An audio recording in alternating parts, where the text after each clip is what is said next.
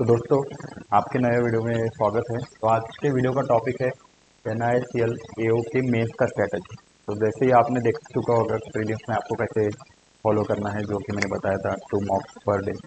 तो यहाँ पे मैं बताने वाला हूँ कि मेंस में थोड़ा सा ये रहता है कि कंसेप्ट बेस्ड क्वेश्चन रहते हैं। मॉक्स का ज़्यादा इफेक्ट नहीं रहता है। जितने आपके कंसेप्ट क्लियर है, जितना आपने पेशेंस है, उतना आपका स्कोर अच्छा आएगा। तो जैसे कि आपको बताया कि 20 डेज यहाँ से प्रीलिम के लिए है, उसके बाद 40 डेज मेंस के लिए है। प्रीलिम के बाद 20 जुलाई को प्रीलिम है और 31 अगस्त को मेंस का टेंटेटिव डेट है। तो ऑलमोस्ट 60 डेज आपके पास है। तो हम देखेंगे कि आपको कैसे जनरलाइज पोजीशन के लिए आपको कैसे जाना है। तो पहला मैं आपको बताऊंगा रीजनिंग के लिए। रीजनिंग 50 मार्क्स का है, तो आपको पहले क्या करना है कि कंसेप्ट क्लियर करना है। जो भी कंसेप्ट है वो आपको क्लियर करना है पहले रीजनिंग के लिए, फिर उसके बाद कॉन्ट के लिए, उसके बाद इंग्लिश के लिए, फिर कंप्यूटर के लिए, फिर करंट अफेयर आपको साथ साथ में जून से लेकर अगस्त तक करना ही है। और प्लस मई का भी आपको करंट अफेयर करना है। और करंट अफेयर्स में आपका फोकस रहेगा mainly banking awareness and financial awareness पे। और जो कंसेप्ट है आपको पहले रीजनिंग के करने हैं, क्योंकि रीजनिंग के कंसेप्ट थोड़े से कॉम्प्लेक्स रहते हैं, थोड़े से डिपेंडेंट रहते हैं, तो आपको उसका पहले क्लियरिटी लेना है। तो जो फर्स्ट 20 डेज है प्रीलिम के, उसमें आपको कंसेप्ट क्लियर करना है। रीजनिंग, क्वांट और इंग्लिश, इन तीनों पे आपको ध्यान देना है। क्वांट में तो आपको जितना प्रॉब्लम सॉल्व करोगे उतना आपको कंसेप्ट और क्लियर होते जाएंगे। और इंग्लिश में आपको रीडिंग कॉम्प्रहेंशन, जो आप प्रीलिम के लिए पढ़ाई कर रहे हो, वही आपको सेम टू सेम रखना है, क्योंकि इंग्लिश तो ऑलमोस्ट सेम लेवल का आता है मेंस और प्रीलिम में। और उसके साथ साथ आपको क्या करना है कि आपको पता है 50 क्वेश्चन है और 40 मिनट्स दिए हुए हैं 50 क्वेश्चन सॉल्व करने के लिए। तो हर आपको मिनिमम 1 मिनट पर question,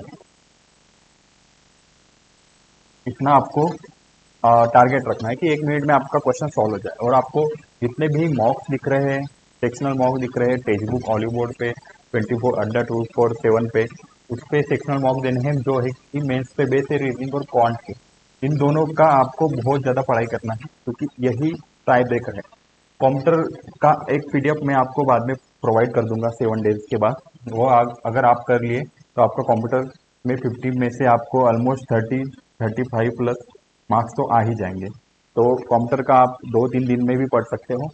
same to same English का आपका जो कंसेप्ट अगर प्रीलिम में पूरे अच्छे से है प्रीलिम के, तो आप भी इंग्लिश में 50 में से 35-40 के ऊपर स्कोर कर सकते हो।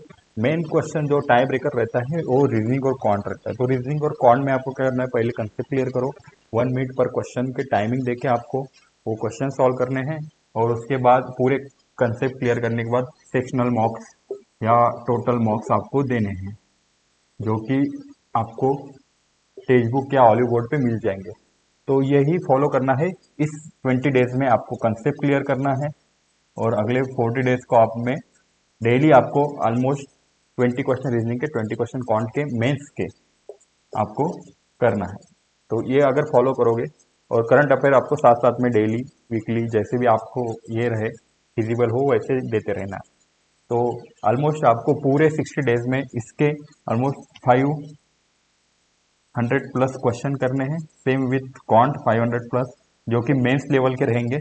और आपको 200 प्लस तो इंग्लिश करनी ही है। क्वांट का कंप्यूटर का मैं PDF दे दूंगा, PDF से आप पढ़ लोगे तो हो जाएगा। और इसके वीकली या मंथली, जो भी आपको जैसा फिजिबल हो, करंट अफेयर्स आपको पढ़ना है। तो अगर इतना आप 500 क्वेश्चन यहाँ से 200 क्वेश्चन यहाँ पे और ये PDF आप कर लोगे, तो 250 में से आपका जो रिक्वायर्ड मॉक मेंस का कट ऑफ है वो आई थिंक आपका क्लियर हो जाएगा। तो डेली आपको 20 question reasoning, 20 question quant with 10 plus question English, फिर कंप्यूटर का PDF, फिर current affairs daily weekly 3 months का फिक्स है। प्लस मे का भी कर लो, वो आपको करना है। और ये आपका मेंस का स्ट्रैटेजी रहेगा अगले 60 डेज की। तो थैंक यू। हम अगले वीडियो में और क्लियर जानकारी लेंगे इन कंसेप्ट के बारे में कि क्या क्या आता है, क्यों आता है रीजनिंग और क्वांट में। Thank you very much.